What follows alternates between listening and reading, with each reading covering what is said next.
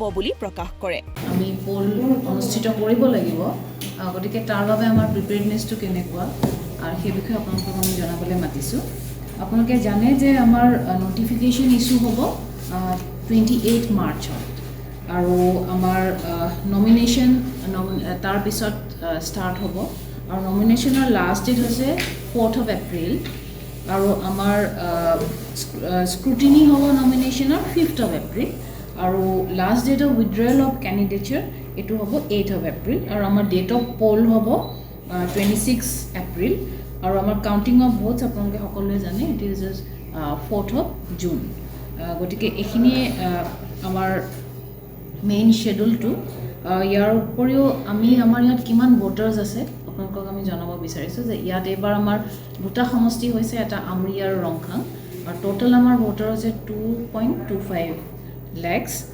গতিকে আমাৰ আমৰিত আছে 172টা পলিং ষ্টেচনছ আৰু ৰংখাঙত আছে 140 পলিং ষ্টেচনছ।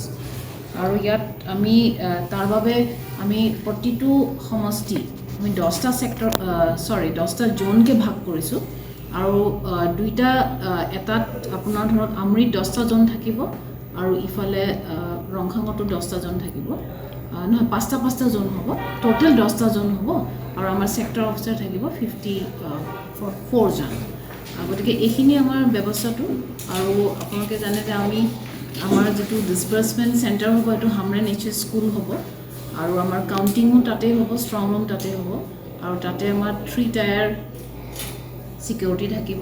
ইনচাইড পেৰামিটাৰ্ছটো আমাৰ চেণ্ট্ৰেল ফ'ৰ্চৰ দ্বাৰা কৰিব আৰু আউটচাইড পেৰামিটাৰ্ছটো আমাৰ ষ্টেট পুলিচ থাকিব অলৰেডি। আৰু MCC team model code of conduct যাতে ক'তো ভায়লেশ্যন নহয় তাৰ বাবে আমাৰ টীমসকল already they are on the field.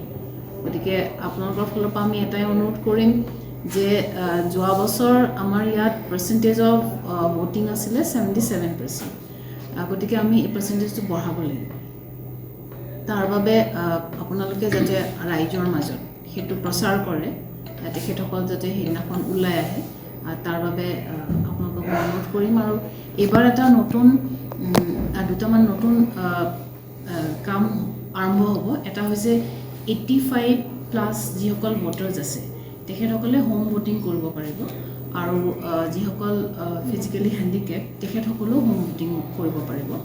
আৰু যিসকল আমাৰ ইলেকশ্যন ৰিলেটেড যিসকল অফিচিয়েলছ আছিলে তেওঁলোকে থ্ৰু পোষ্টেল বেলট তেওঁলোকে ভোট দিব পাৰিব।